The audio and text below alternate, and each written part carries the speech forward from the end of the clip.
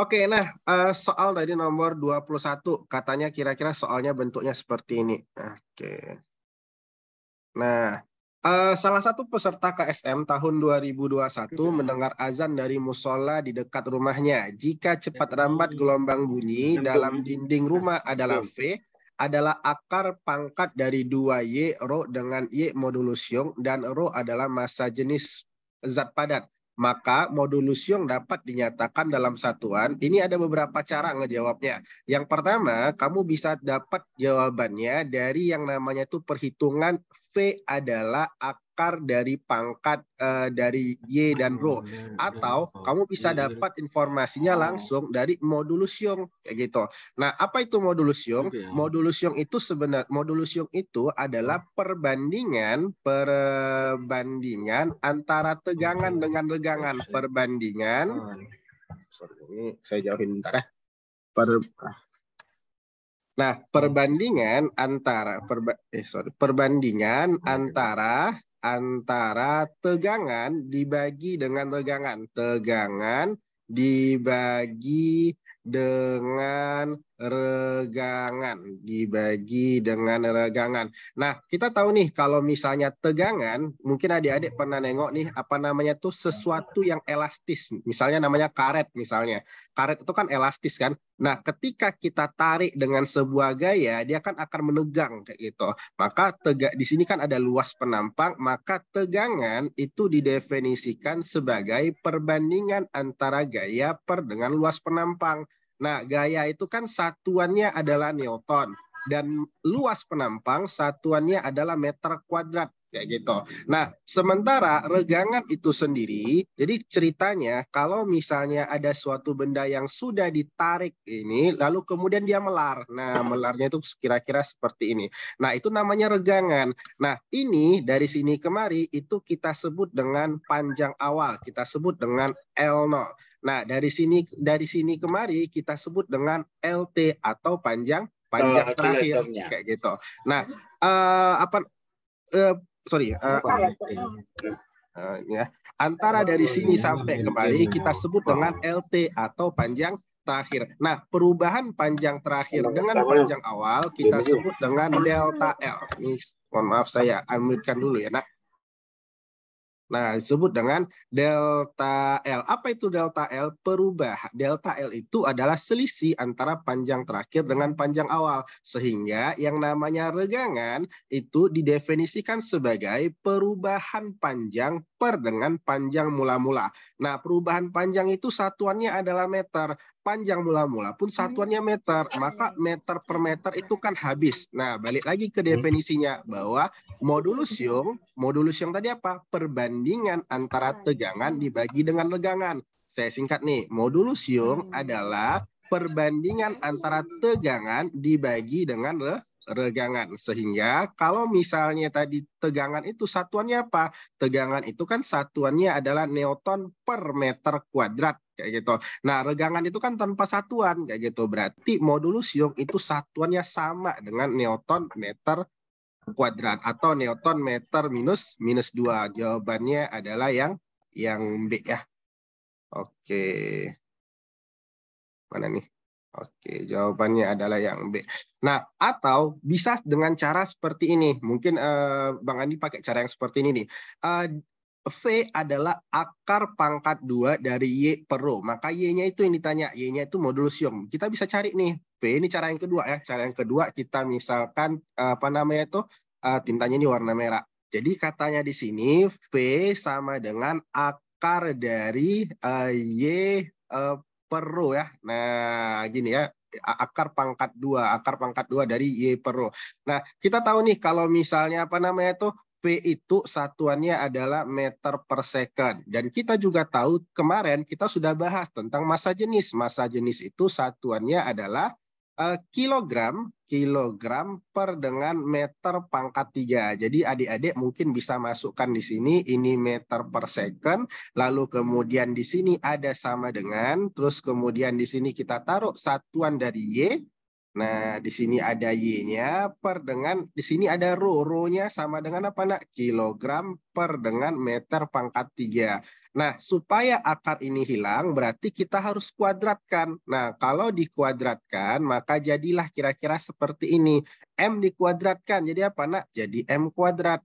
S-nya dikuadratkan, jadi S kuadrat. Nah, ini kan kuadratnya kan hilang ya. Jadi bisa jadi ini jadi Y per dengan kilogram per dengan meter pangkat 3. Jadi kalau misalnya kita kali silang, Y dikali S pangkat 2, ya YS pangkat 2, kan kayak gitu ya. Terus kemudian kilogram per meter pangkat 3 kali M kuadrat. Berarti ini M kuadrat dikalikan dengan kilogram per dengan meter pangkat 3. Sehingga ini kan ininya bisa dicoret ya. Oke, sehingga ini tinggal 1. Maka tinggallah Y sama dengan kilogram per dengan meter diper dengan S pangkat 2. Kan kayak gitu ya. Nah, tapi di option jawaban nggak ada seperti ini. Yang ada Newton. Nah, kita balik lagi nih. Ada perhitungan khusus lagi. Kita tahu bahwasanya 1 Newton itu sama dengan 1 kilogram meter second pangkat minus 2. Kayak gitu. Ini kan second pangkat 2 ini kan ya sama dengan second pangkat minus 2 kalau di atas ya. Nah, gimana caranya kilogram ini ada meternya? Maka ini harus dikali dengan meter per meter supaya ada kilogram meternya. Jadi kilogram meter second pangkat minus 2 ini sama dengan Newton. Nah, berarti jawabannya adalah Newton M kali M. M pangkat 2 dong, tapi karena letaknya di bawah, jadi pindah ke atas jadi min 2. Jadi sama, boleh pakai cara yang dari definisi modulus Young, bisa dari cara satuannya. Jadi bebas nih untuk ngerjainnya. Oke, coba Bang Andi kemarin pakai cara yang mana, Nak? Oh ya, pelan-pelan ya. Oke, boleh. Sip, soal nomor 21. Oke, kita lanjut ke soal nomor 22. Oke, ini kita pelan-pelan saja, guys. Nah, oke ya, sip. Soal nomor 22. Next ya, saya bacakan soal nomor 22. Abdul Rahman dan Abdul Rahim adalah peserta KSM tahun 2021, sedang menguji gerak benda pada bidang miring. Dua benda A dan B bergerak pada bidang miring dengan kecepatan awal nor serta kemiringan bidang beta. Kedua benda tersebut identik. Jadi identik itu maksudnya sama. Jadi kalau misalnya apa namanya tuh? Sini saya gambarkan ya. Mana nih gambarnya? Kok hilang ya? Ini dia. Nah, jadi misalnya kalau misalnya di sini ada apa namanya itu ada bidang miring ya. Ada bidang miring, dua-duanya apa namanya itu? Saya buat gambarnya kayak gini deh. Jadi nampak kayak lintasannya. Nah, identik nih saat ini benda A, terus kemudian ini ada benda B. Katanya identik. Berarti kalau dua-duanya apa namanya itu kotak atau dua-duanya bisa saja bulat kayak gitu karena sama dia identik. Nah, jika terdapat gaya gesek antara benda dan bidang, benda A bergerak meluncur. Jadi kita tahu nih, gerak A itu dia meluncur. Nah, B itu menggelinding. Itu menggelinding. Nah, apa beda meluncur sama menggelinding? Meluncur itu seperti ini, Nak. Jadi meluncur itu ibaratnya tuh apa namanya istilahnya dia tanpa perputaran kayak gitu. Jadi dia ngeluncur aja. Macet. Oke, jadi dia meluncur gini aja. Tapi kalau misalnya menggelinding, dia selain meluncur ke bawah atau melakukan gerak translasi, dia juga melakukan perputaran atau gerak rotasi. Jadi istilahnya itu kalau meluncur, dia hanya melakukan gerak translasi saja, gerak translasi saja. Gerak translasi itu apa, Bang? Gerak lurus. Jadi dia hanya melakukan gerak lurus saja. Sementara kalau menggelinding, dia selain melakukan gerak translasi atau gerak lurus tadi, dia juga melakukan gerak rotasi sehingga energi kinetiknya lebih banyak karena dia punya dua energi di situ. Pertama energi kinetik translasi, yang nilainya setengah mv kuadrat. Yang kedua, dia punya gerak rotasi, energi kinetik rotasi setengah I omega kuadrat kayak gitu. Jadi mari kita tengok. Di sini ditanya adalah maka pernyataan berikut yang benar adalah titik-titik. Oke, yang pertama, benda A mungkin dapat berputar. Nah, coba kita lihat, nak. Tadi katanya benda A itu meluncur. Nah, sementara meluncur itu dia hanya punya gerak lurus. Dia tidak punya gerak rotasi atau gerak berputar. Berarti yang A itu salah kayak gitu. Nah, selanjutnya yang B. Benda B tidak mengalami gaya gesek. Ini salah. Kenapa? Karena jelas-jelas di soal tadi jika terdapat gaya gesek berarti baik A dan B dua-duanya mengalami gaya gesek. Oke. Yang C, benda A sampai di dasar bidang lebih lambat daripada benda B. Oke, benda A katanya sampai di dasar bidang lebih lambat daripada benda B. Nah, ini kalau misalnya untuk turun, si A ini hanya punya energi translasi saja. Tapi kalau untuk gerak menggelinding, dia turun. Dia punya dua energi di sana. Energi translasi sama energi rotasi. Energinya lebih banyak. Berarti sebenarnya ketika sampai A dan B diluncurkan dari tempat yang bersamaan, yang A dululah yang harusnya lebih sampai. Berarti A itu lebih cepat, bukan lebih lambat. Jadi ini seharusnya kita ganti nih, lebih cepat sebenarnya. Maka ini pun juga tidak bisa jadi option jawaban. Nah, yang B, percepatan benda dipengaruhi konstanta momen inersia. Nah, ayo kita tinjau dulu. Momen inersia itu apa, nak? Ada yang tahu di sini, nak? Apa itu momen inersia? Oke. Oke, nah, momen inersia itu adalah tingkat kemalasan benda untuk bergerak kayak gitu. Jadi apa nama itu istilahnya tuh apa istilahnya? Ya, tingkat kemalasan benda untuk bergerak ya, itu inersia namanya ya. Nah, masing-masing inersia itu, nah, masing-masing benda punya yang namanya konstanta inersia. Jadi ketika dia melakukan gerak rotasi, jadi ini ada dia agak.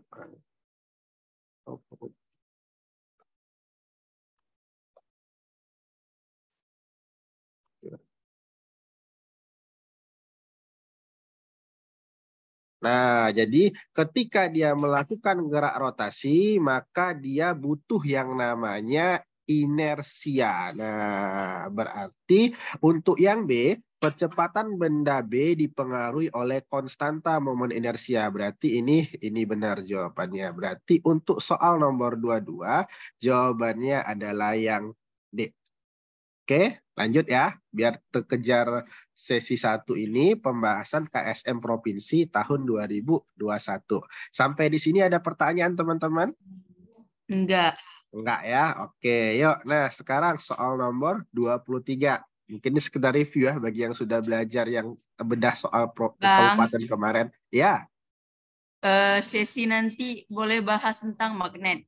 Oh, Soal-soal boleh, magnet. boleh. Ini juga ngejar itu rupanya. Oke, yuk. Soal nomor 23. Pada proses pembangunan menara masjid yang tingginya 20 meter, tanpa diduga salah satu perkakas tukang terjatuh. Jika gravitasinya 10 meter per second kuadrat, maka kecepatan perkakas saat membentur adalah titik-titik berapa. Nah, jadi kan kemarin kita sudah bahas nih, nak, bahwasanya Oke, kita sudah bahas kemarin bahwasannya ada persamaan GLBB kayak gitu kan. Nah, yang ada yang apa namanya tuh? Yang ada VT sama dengan V0 plus minus AT, ada yang S sama dengan apa? V0 dikali T plus minus setengah AT kuadrat, ada yang apa? VT kuadrat sama dengan V0 kuadrat plus minus 2AS kayak gitu. Bahkan kemarin ketika kita sudah jabar-jabarkan, ternyata kalau misalnya untuk mencari apa namanya itu, untuk mencari kecepatan misalnya ada langsung bisa pakai beberapa rumus tertentu. Yuk ini kita langsung aja yuk. Pada proses pembangunan menara masjid tingginya 20 meter, berarti hanya sama dengan 20 meter. tanpa diduga salah satu perkakasnya terjatuh. Kalau terjatuh berarti dia jatuhnya tak sengaja. P0-nya sama dengan 0 meter per second. Nah, ada yang nanya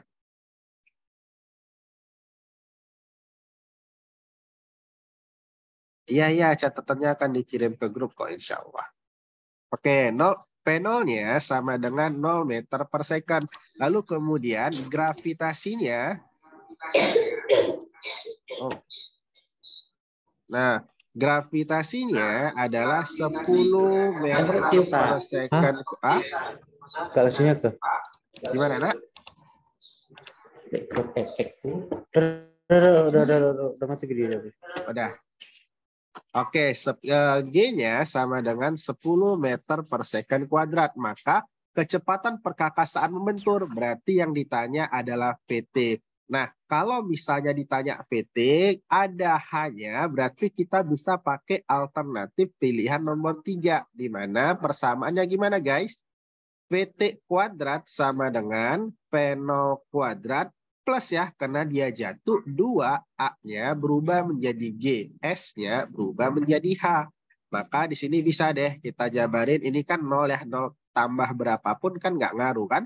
2 kali gravitasi dikali dengan H. H-nya jadi berapa? 20. 2 kali 10, berapa, Nak? 20. Dikali dengan 20 berapa, Nak? 400. Nah, berarti VT-nya sama dengan akar dari 400. Sama dengan berapa, guys?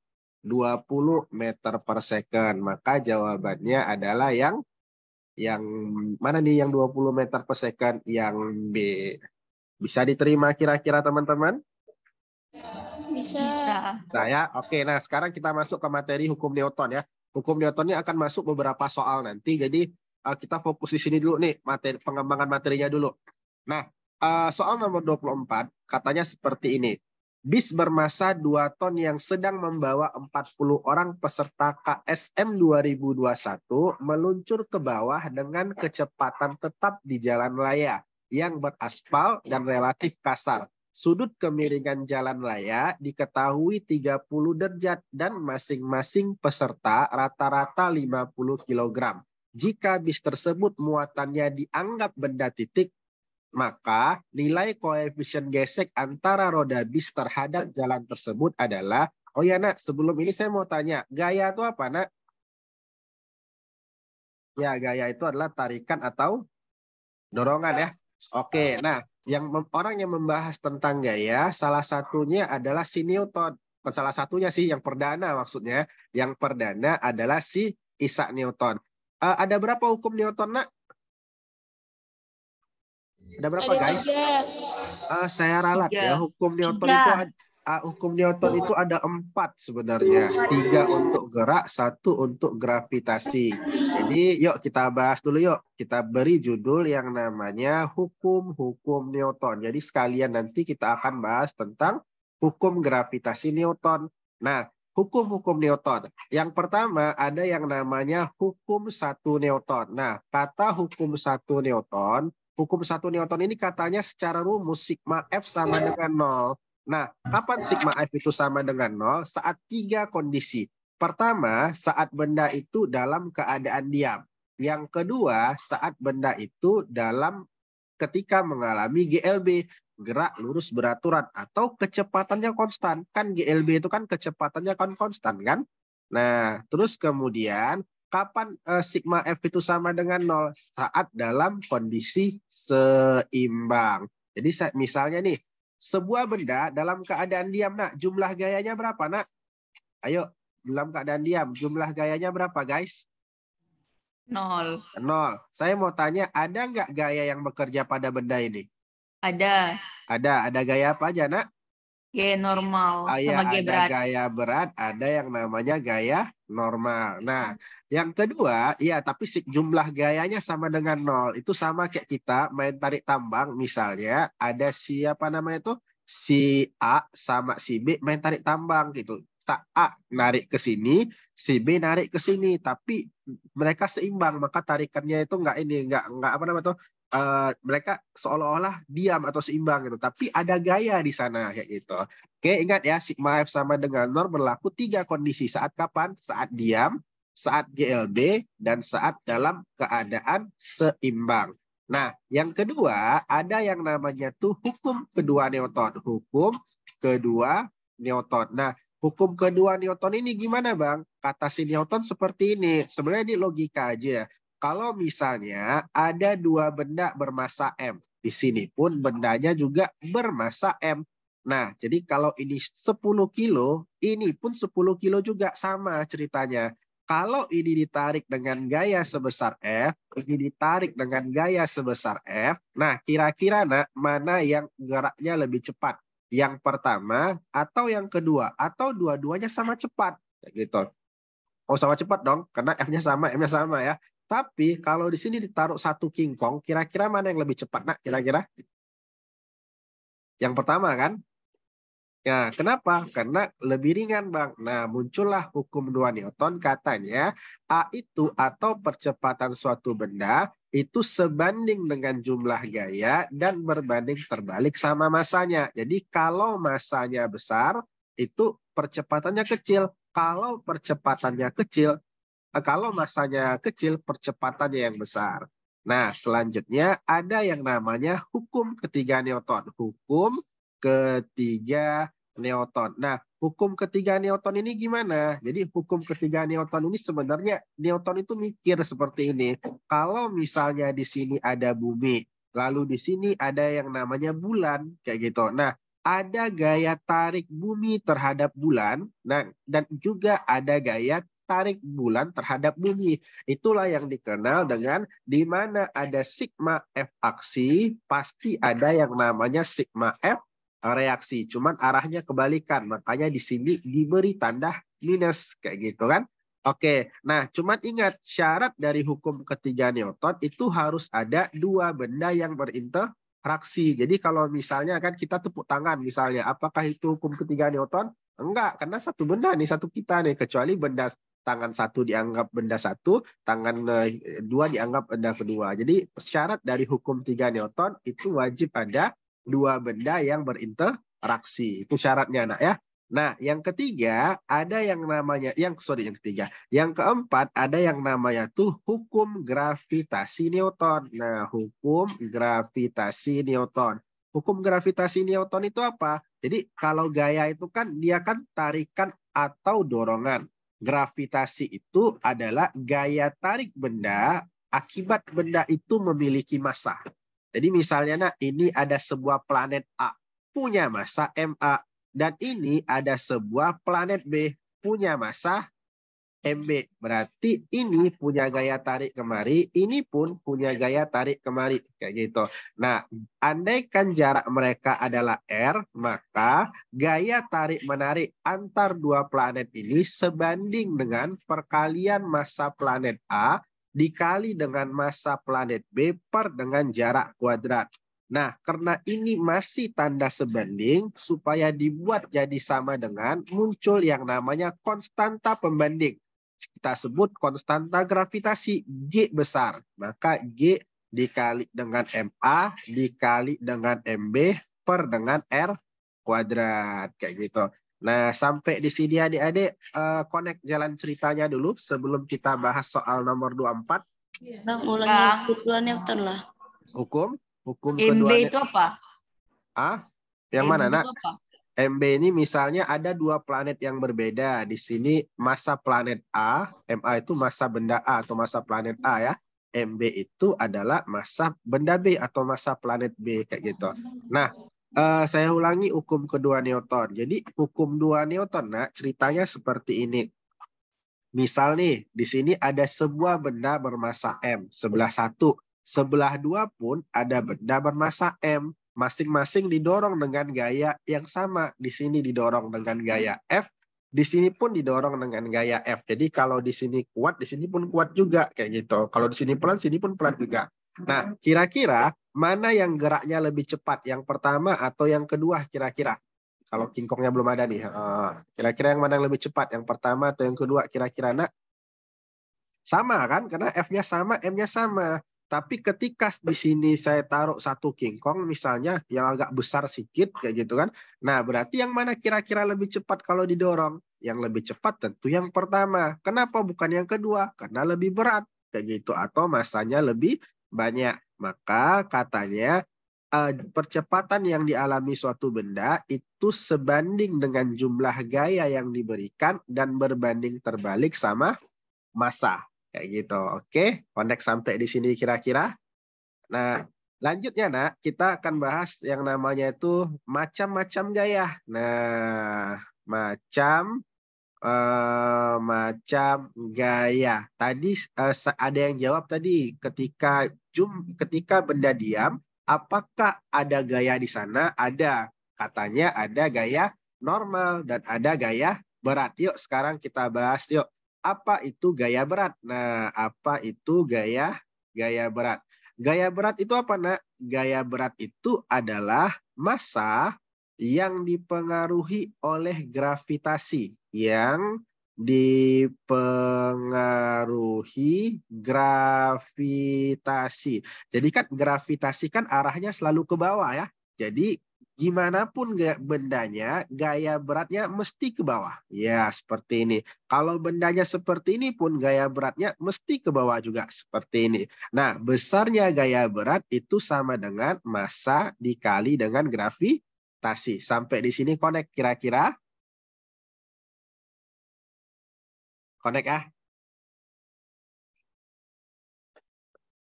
Hukum gravitasi. Oh ya, buat ini juga. Nanti ada bab tentang ini kok, ada tentang planet juga kok di soal ini. Makanya ya itulah. Oke, connect sampai di sini ya. Macam-macam gaya.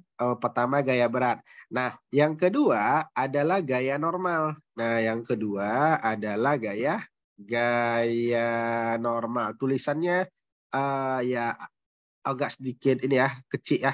Enggak apalah. Oke, gaya normal itu apa? Gaya normal itu adalah gaya yang tegak lurus terhadap bidang. Nah, karena dia tegak lurus, maka syaratnya adalah membentuk 90 derajat. Jadi, nak, kalau misalnya bendanya seperti ini, kemana gaya normalnya? Ya kemari, Bang. Karena supaya tegak lurus dengan bidang. Kalau bidangnya miring gimana, Bang? Kalau bidangnya miring, ya miring juga dianya. Supaya tegak lurus dengan bidangnya yaitu supaya dapat sudut 90 derajat. Nah, kalau misalnya ada orang bunuh diri gimana, nak? Oh iya, gimana? Kemana nih gaya normalnya? Ayo, gimana guys? Kalau ada orang bunuh diri, kemana arah gaya normalnya?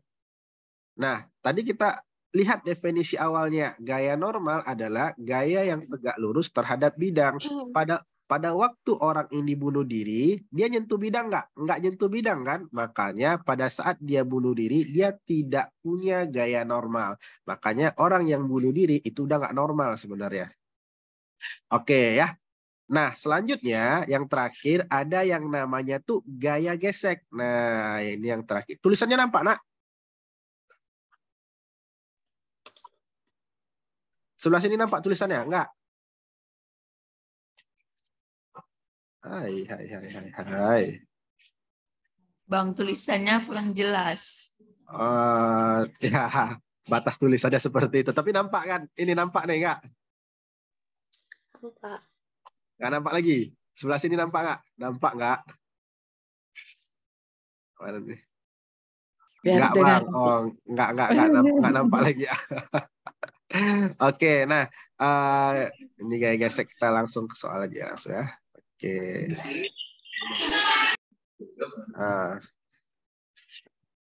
Oke, nah untuk soal ini saya bahas di atas ya, biar agak nampak sedikit kayak gitu ya.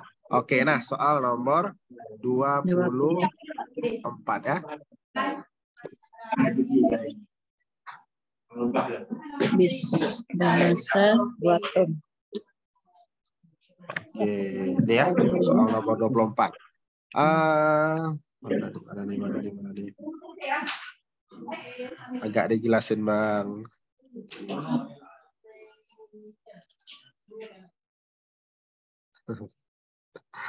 Oke lah. Oke, nah yuk. Bis bermassa 2 ton sedang membawa 40 orang peserta KSM 2021. Jadi busnya itu aja, jadi massa bus itu sudah 2 ton ya. Oke, 2 ton itu nak sama dengan 2000 kilogram ya. Terus kemudian massa orang itu berapa? 40 orang dikali dengan 1 orangnya adalah 50 kilogram. Berarti berapa orang nih nak? Berapa kilo sekarang? Berarti sudah 2000 kilogram. Berarti massa total orang dan bus 2000 tambah 2000. Berapa massa totalnya guys? Massa totalnya sama dengan 4000 kilogram. Lalu kemudian benda ini nanti akan meluncur di bawah bidang miring ya, yang sudutnya adalah 30 derajat. Nah, ini atau gini juga boleh nih. Biar enak ke arah sini. Oke, nah sudutnya adalah 30 derajat. Ini bendanya nih, dianggap sebuah benda titik kayak gitu. Nah, ayo nak, kira-kira sampai di sini gaya-gaya apa saja yang perlu kita uraikan? Nah, yang pertama ada yang namanya gaya berat yang arahnya selalu menuju pusat. Bang, Ya. gambarnya besarin lagi. Oh, boleh biar nampak ya.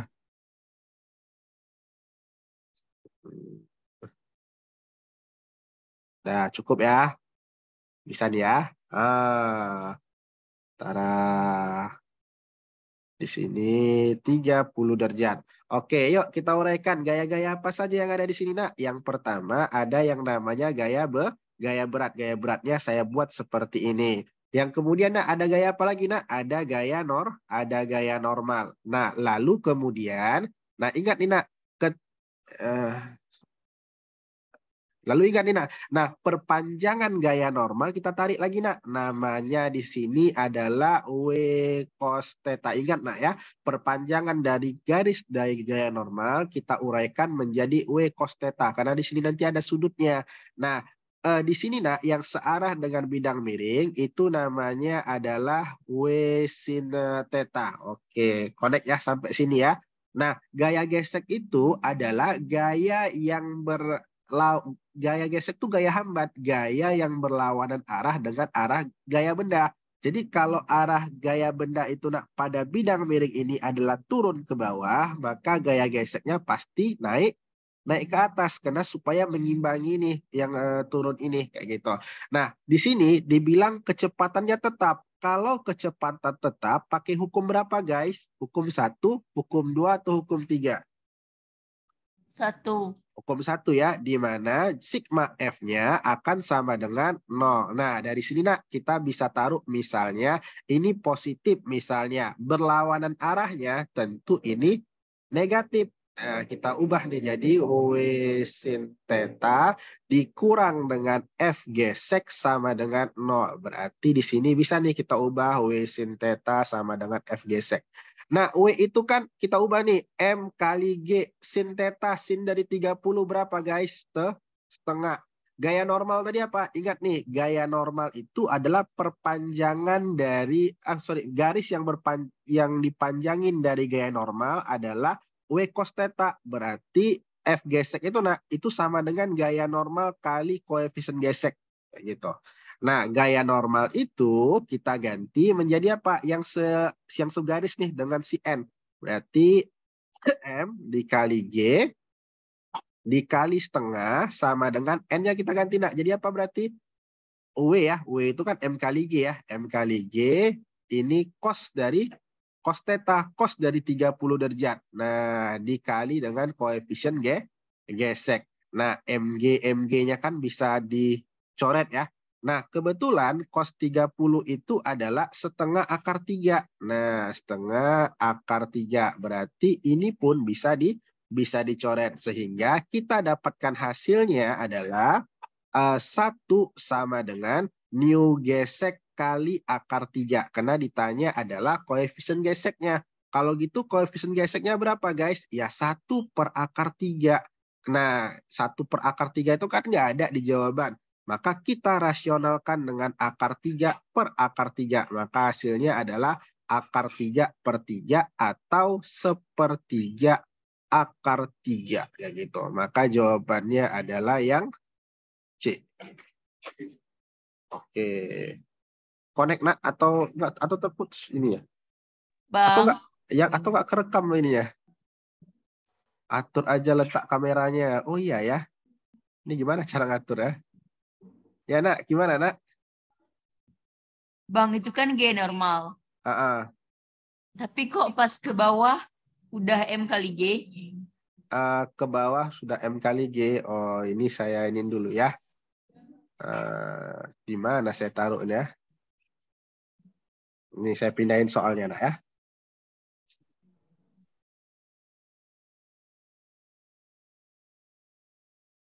Sebentar, saya pindahin ke tempat yang agak luas sedikit ya, biar gampang ininya.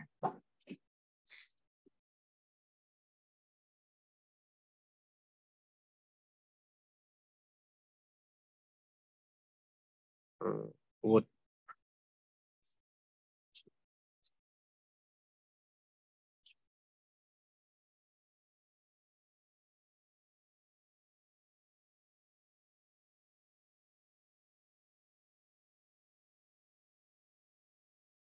Nah, ini saya pindahin soalnya ke Wood ya. Udah nampak soalnya nak? Kelihatan soal yang di Wood-nya? Belum nampak. Bang, belum nampak ini. Oke, ini udah nampak nih. Udah. Gini aja lah berarti ya. Karena butuh space yang agak sedikit luas rupanya, karena sempit kali ya. Oke, yuk kita ulangi ya. Apa namanya tuh? Ya, ini saya ulangi nih dari ini. Iya, yang mirip itu. Mereka tolong dulu. Oke, nah yuk kita baca. Bis bermasa 2 ton. Berarti masa bisnya sama dengan berapa guys? 2 ton. 2 ton ini kalau di 1 ton itu kan 1000 kilogram. Nah, kalau 2 ton berarti dia 2000 kilogram. Membawa 40 orang. Berarti ada massa orangnya sebesar 40 orang. Nah, meluncur ke bawah dengan kecepatan tetap di jalan raya yang beraspal dan relatif kasar. Sudut kemiringan jalan raya diketahui 30 derajat. Berarti ada yang namanya theta. Tetanya berapa nak? 30 derajat. Nah, dan massa masing-masing peserta rata-rata 50 kg. Kalau satu orang 50 kg, kalau 40 orang berapa kira-kira? Berarti kan dikali kan? Nah, kita kali nih 40 kali 50 berarti berapa nih? Berarti 2000 kg. Kan bus itu kan kayak gini ceritanya kan? Ini bus. Nah, ini orang di dalamnya kan. Nah, itu kan. Nah, berarti massa total itu sama dengan massa bus ditambah dengan massa orang di dalam.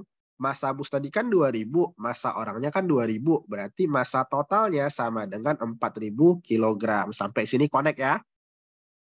Nah, lalu kemudian katanya anggaplah bus tadi itu adalah benda titik. Nah, ini benda titik ya.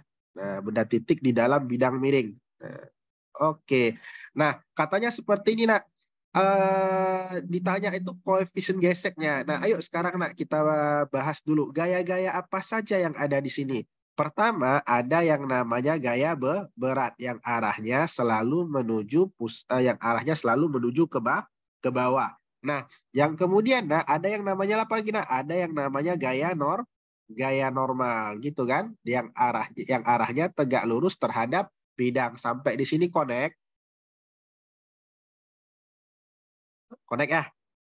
Oke, nah seterusnya nak, ini harus diuraikan lagi gayanya. Kenapa? Karena dalam bidang miring yang sumbu X itu nak adalah sumbu yang ini yang pada bidang miring. Sementara sumbu Y itu adalah yang tegak lurus terhadap sumbu X gitu. Jadi harus diuraikan ke dalam sumbu X dan sumbu Y. Sementara W ini belum pada sumbu X dan sumbu Y. Yaitu ingat ya, pada bidang miring sumbu X-nya itu dianggap bidang miringnya, yaitu sumbu Y adalah sumbu yang tegak lurus terhadap sumbu X kayak gitu.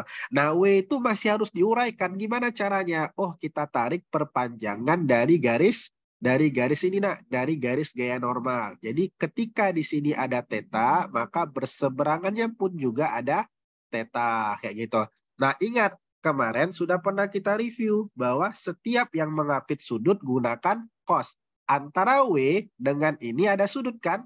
ada sudut theta. Berarti ini namanya adalah W cos theta. Nah, sisanya berarti di sini nak yang bidang miring yang searah dengan bidang miring. Berarti kalau di sini sudah pakai cos, berarti di sini akan menjadi W sin theta. Ingat nah ya, ini ikuti aja polanya dulu bahwasanya yang segaris dengan normal itu W cos theta, yang segaris dengan apa namanya tuh bidang miring itu namanya W sin theta kayak gitu ya. Connect ya. Nah, selanjutnya kita mau cari gaya gesek. Gaya gesek itu persamanya apa, Bang? Gaya gesek itu adalah gaya hambat yang besarnya adalah koefisien gesekan dikali dengan gaya normal. Inilah besar dari koefisien gesekan.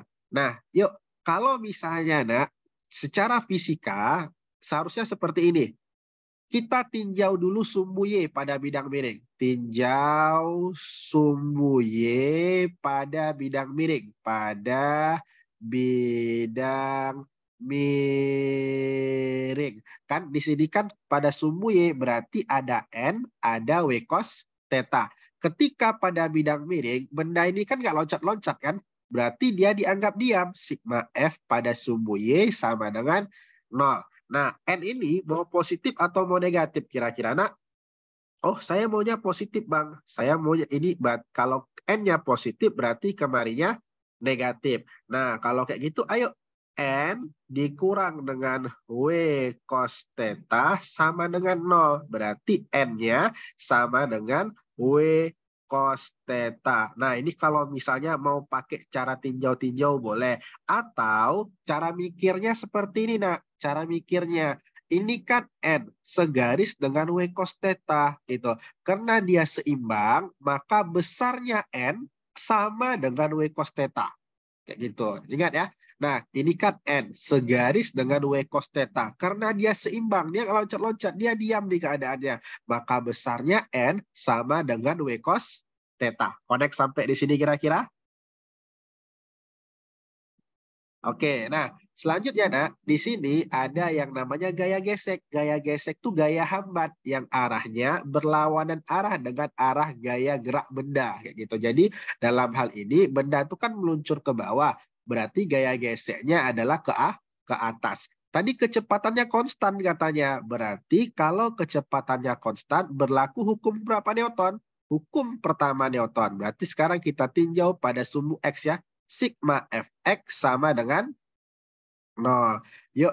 Berarti di sini apa nak? Anggaplah W sin theta ini positif. Berarti gaya geseknya adalah negatif. Berarti kita ubah nih jadi W sin theta dikurang dengan F gesek sama dengan 0. F geseknya kita pindahin. Berarti W sin theta kurang sama dengan F gesek. Sampai sini paham nak kira-kira nak? Sebelum kita jabarin, bisa diterima? Oke, yuk. W itu tadi apa? Gaya berat, nak. Berarti M kali G. Sin theta, kebetulan tetanya 30. Sin dari 30 berapa, nak? Ini saya ubah ya, sin dari 30. F gesek tadi apa rumusnya? Nu gesek dikali dengan normal. Kayak gitu. Nah, yuk nih. M kali G dikali sin 30. Nu gesek. Normalnya tadi apa persamaannya?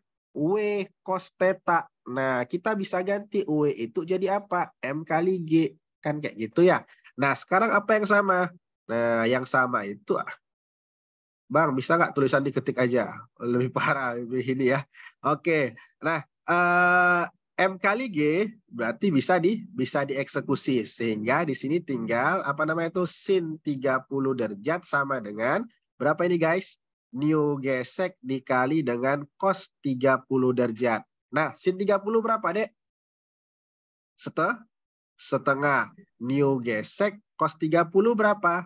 Cos 30 itu setengah akar 3.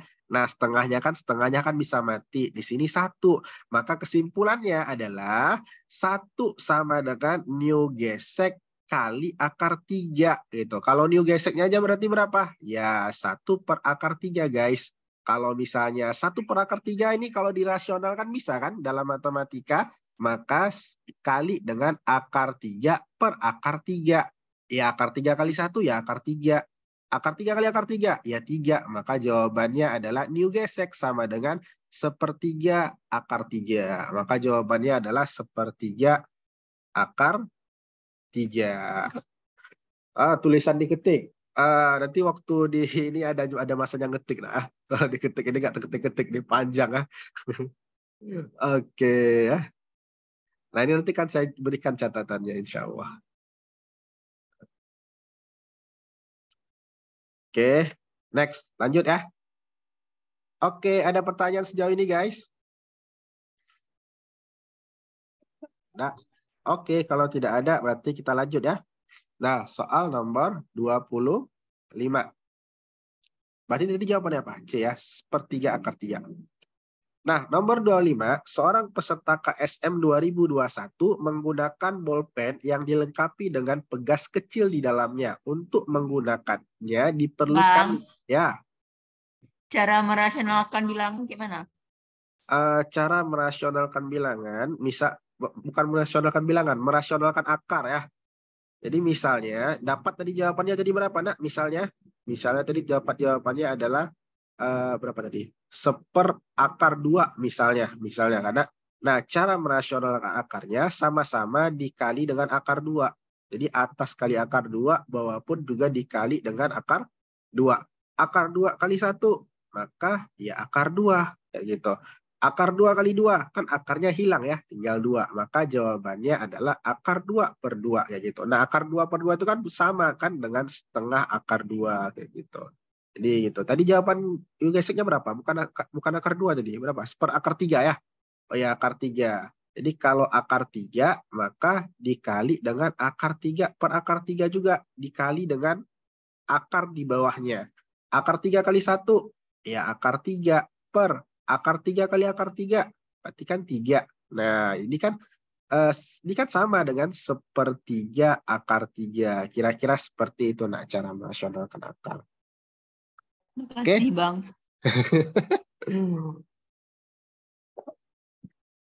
Kalian bebas menanya apapun. Besaran dikit tulisannya, lapaknya kecil deh. Lapak ininya kecil. Makanya harus dipada-padain. Oke. Nomor 21, nomor 25, saya bacakan langsung nak ya. Seorang peserta KSM 2021 menggunakan bolpen yang dilengkapi dengan pegas kecil di dalamnya. Untuk menggunakannya diperlukan gaya tekan pada ujung atas bolpen pen sebesar 50 Newton. Jadi apa namanya itu? Mana nih?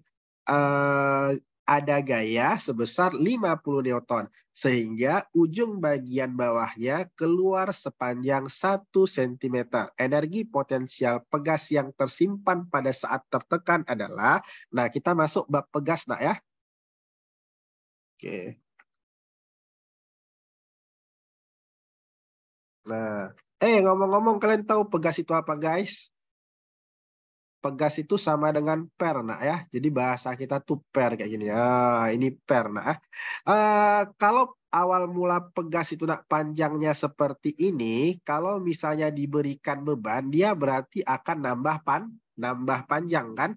Anggaplah ini X0 dan ini adalah XT. Jadi misalnya X0-nya sama dengan 2 meter, XT-nya sama dengan 5 meter, berubah panjangnya berapa? Tentu 3, karena 5 dikurang dengan 2. Ini namanya delta X ya. Nah, berarti delta X itu sama dengan XT dikurang dengan X0. Apa ini? View option paling atas letaknya. Coba nih.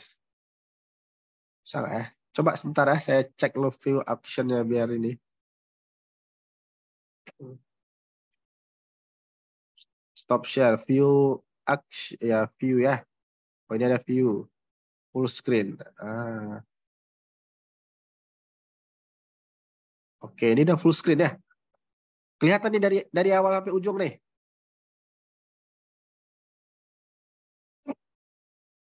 Kalau saya nulis di sini kelihatan nggak? Ayo. Ya, kelihatan ya.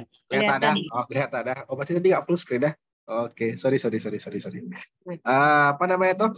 Oke, delta X tadi berarti XT dikurang dengan X0 kayak gitu. Nah, sekarang ada satu orang namanya adalah si Hook. Nah, si Hook itu buat hukum namanya hukum Hook. Nah, ini ya. Oke, nah ada satu orang namanya adalah si Hook. Si Hook ini buat apa tadi? Hukum Hook. Apa kata si Hook? Si Hook ini bilang kalau misalnya pegas ini diberi beban, maka dia akan bertambah panjang. Betul nggak kata si Hook? Pegas kalau diberi beban dia akan nambah panjang. Betul? Kalau King Kong saya taruh di sini kira-kira panjang atau putus kira-kira? Putus kan? Berarti kan hukum Hook itu berlaku selama pegasnya itu nggak putus kayak gitu. Jadi hukum Hook, ingat ya, hukum Hook itu berlaku saat pegasnya itu nggak putus kayak gitu. Nah, si Hook bilang bahwasanya semakin besar gaya atau beban yang diberikan, maka sebanding dengan pertambahan panjang pegasnya atau delta X.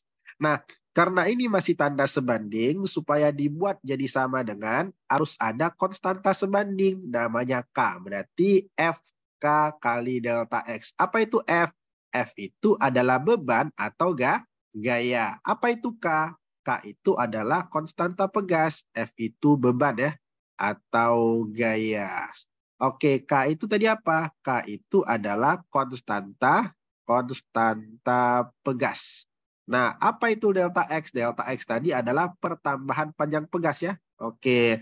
Nah, yang kedua ada namanya tuh energi potensial pegas. Energi potensial pegas. Nah, energi potensial pegas itu dirumuskan dengan EP pegas sama dengan setengah dikali K kali delta X kuadrat. Nah, oke, informasi yang kita dapat apa? Ada yang namanya tuh beban atau gaya sebesar F sama dengan 50 Newton. Terus kemudian sehingga ujung bagian bawahnya keluar sepanjang 1 cm. Berarti ada delta X-nya sama dengan 1 cm atau 1/100 meter. Gitu kan ceritanya. Nah, ayo kita jembrengin yuk. Nah, yuk nih kita jembrengin. Nah, setengah energi potensial pegas tadi katanya setengah dikali K kali delta X kuadrat. Boleh kan saya ubah jadi delta X kali delta X ya? K kali delta X sama dengan apa guys? Iya benar, sama dengan F. Berarti ini boleh berubah menjadi EP sama dengan setengah dikali dengan F dikali dengan delta X. Maka kalikan saja nak. Setengah, F-nya tadi berapa? 50. Delta X-nya berapa? 1/100. Kayak gitu. Maka 50 bagi 100 kan 2 ya. Maka 1/2 kali 1/2 sama dengan 1/4 atau 0,25 Joule. Maka itulah yang jadi jawabannya. Oke guys, jawabannya adalah 0,25 Joule. Ada pertanyaan sejauh ini nak? Untuk soal nomor 25? Bisa ya, ini gampang sih sebenarnya. Karena kan hanya memainkan rumus saja ya. Oke, nah sekarang masuk ke soal nomor 26. Sejarah mencatat Muslim dari Indonesia melakukan pergi haji dengan naik kapal laut menuju Arab Saudi. Kapal dengan material besi dapat mengapung di lautan, salah satunya menggunakan prinsip gaya Archimedes. Gaya Archimedes yang dialami oleh benda yang dimasukkan ke dalam cairan ditentukan oleh gaya Archimedes ya, yang dialami oleh benda yang dimasukkan ke dalam cairan tertentu adalah, oke ini jawabannya apa nak?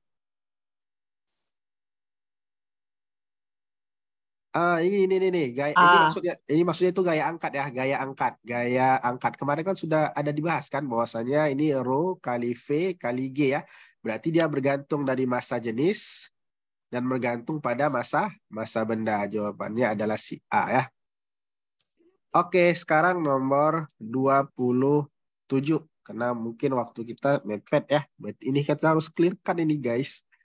Untuk memenuhi kebutuhan berwudu, Ahmad membuka keran air dengan luas penampang 2 cm kuadrat. Jika kecepatan aliran air 5 meter per second dan lama berwudunya 1 menit, maka volume air yang dibutuhkan sebanyak titik-titik berapa, kayak gitu kan.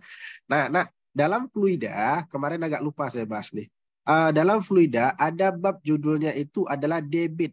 Debit itu apa? Debit itu adalah waktu yang dibutuhkan untuk memenuhi air, kayak gitu. Jadi debit itu adalah debit itu kita singkat dengan Q, adalah waktu yang dibutuhkan untuk memenuhkan volume air. Berarti persamaan pertamanya adalah V per T, di mana V di sini adalah volume. Nah, tapi ternyata debit itu punya rumus lain, yaitu kecepatan aliran per dengan luas penampang. Nah, V di sini adalah volume, V di sini adalah kecepatan. Karena ada 2 debit di sana, kita bawa mereka ke kantor KUA terdekat. Kita kawinkan rumusnya. Berarti V per T sama dengan V dikali dengan A. Ditanya itu nanti adalah volume ya, berarti V ini yang ditanya. Oke. Waktunya berapa, nak? 1 menit. 1 menit itu berapa detik, guys? 1 menit itu berarti 60. V per dengan 60 detik sama dengan kecepatannya berapa, guys? Kecepatannya adalah 5. Nah, luas penampangnya berapa, guys? 2. Tapi ini centimeter kuadrat. Kalau misalnya diubah ke meter, berarti dia diapain nih? Sentimeter ke meter. Berarti kan turun 2 ya.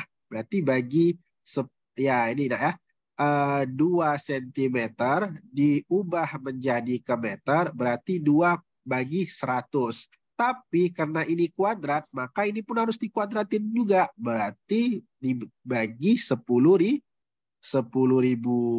Bisa ya? Karena kuadrat-kuadrat kayak gitu. Nah yuk, 5 kali 2 berapa, guys? 10. Nah, 10 kali ini berarti kan habis ya. Maka bisa kita kali silang. V dikali 1000. Berarti V dikali 1000 sama dengan 60. Berarti ini nanti kan V sama dengan 60 per 1000. Nah, sama dengan berapa, guys? 0,06. Jawabannya adalah yang C. Oke. Bang, sesi 1 sampai jam berapa? 9.40 ini udah berakhir. 4 menit lagi. Oke, satu soal lagi, nak, untuk menutup perjumpaan kita. Saya mau bahas tentang ini sih sebenarnya, tentang listrik sebenarnya. Udahlah. Sampai nomor 28 mungkin nanti kita akan next ke tipe soal selanjutnya. Kalau kalian punya soal yang mau dibahas, silakan di-share di grup WhatsApp, nah ya. Jadi bisa kita bedah sama-sama. Oke, soal nomor 28. Soal terakhir untuk sesi 1. Untuk kepentingan tertentu di kota Mekah dan Madinah digunakan peralatan berbahan material yang lambat naik suhunya bila dipanaskan. Jadi untuk material yang lambat naik suhunya, syaratnya itu kalor jenisnya mesti tinggi. Kalor jenisnya mesti tinggi. Maka jawabannya udah langsung saja, yaitu yang A. Gitu. Oke, ada pertanyaan sejauh ini kawan-kawan? Sebelum kita akhiri? Atau di antara soal ini ada yang mau ditanya? Bang, kenapa nggak lanjut? Boleh juga, lanjut terus ya, sampai dengan ini ya. Oke, soal nomor 29. Pegel bacanya, tahu? Astagfirullah. Nomor 29. Melalui kajian Al-Quran dan ilmu sains, kita mengetahui adanya isyarat ilmiah pada Quran Surat Al-Infitar ayat 7 yang dapat dijelaskan dengan hukum termodinamika. Jadi hukum termodinamika itu ada 3 ya. Hukum yang ke-0 itu mengenai kesetimbangan termal. Nih saya tulis ya. Jadi hukum ke-0. Hukum ke-0 itu tentang kesetimbangan. Kesetimbangan. Terus kemudian yang kedua ada namanya tuh hukum pertama. Jadi dimulai dari hukum ke-0, berarti hukum pertama katanya apa namanya tuh besarnya Q kalor itu sama dengan perubahan energi dalam perubahan energi dalam ditambah dengan W kayak gitu. Jadi di sini perubahan kalor pada suatu sistem ini kontribusi atau yang diadakan oleh energi internal atau energi dalam dan usaha sistem ya gitu. Nah, selanjutnya itu ya ini hukum kenol ya. Yuk kita tengok lu apa option jawabannya. Pernyataan mengenai termodinamika berikut yang salah ternyata, bukan yang benar guys, yang salah ternyata yang ditanya. Nah, yang pertama, hukum kenol termodinamika menjelaskan tentang kesetimbangan termal. Ingat tadi ya, hukum kenol itu tentang kesetimbangan, berarti benar. Nah, yang B, hukum pertama termodinamika menyatakan bahwa perubahan kalor pada suatu sistem merupakan kontribusi energi internal. Ya, tadi saya agak bingung kok ada dua jawaban lebih. Rupanya ditanya yang salah. Ini pun benar kayak gitu. Yang C, proses termik saat volume sistem konstan menyebabkan W-nya sama dengan Q. Nah ini yang salah berarti. Saat sistem volume konstan, volume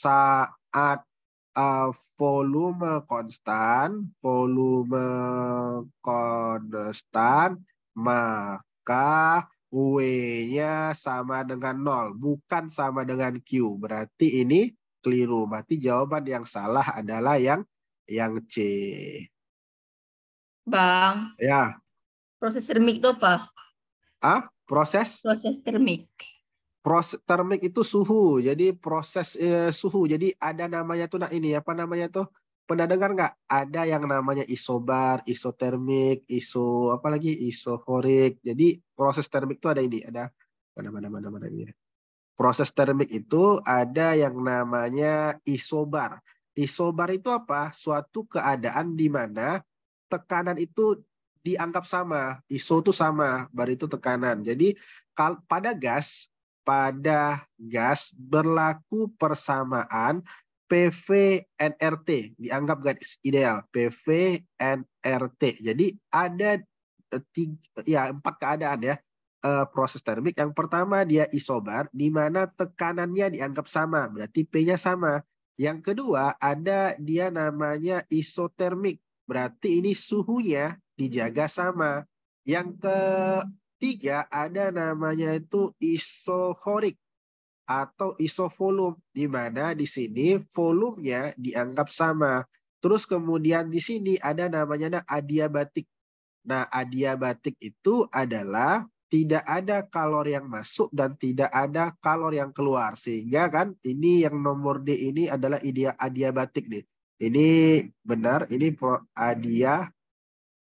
Ya, proses termik adiabatik ya. Jadi misal gini, saya naruh es batu misalnya sebesar 1 kilogram di tempat yang saya setel adiabatik selama 100 tahun kayak gitu. Kira-kira dalam 100 tahun itu es batunya kira-kira masih 1 kilogram atau sudah meleleh? Ayo. Ingat, adiabatik itu adalah proses termik yang tidak ada kalor masuk dan tidak ada kalor keluar. Berarti tidak ada kalor masuk, tidak ada keluar, berarti kalau es batu dimasukkan ya tetap jadi es batu kayak gitu. Ya berarti selamanya juga akan tetap sama masanya kayak gitu. Oke, itu dia proses-proses proses-proses termik. Jadi ada isobar, isotermik, isohorik, dan adiabatik. Oke guys, kita lanjut lagi pukul 10.00. Kita istirahat sejenak dan assalamualaikum. Waalaikumsalam. Yoi.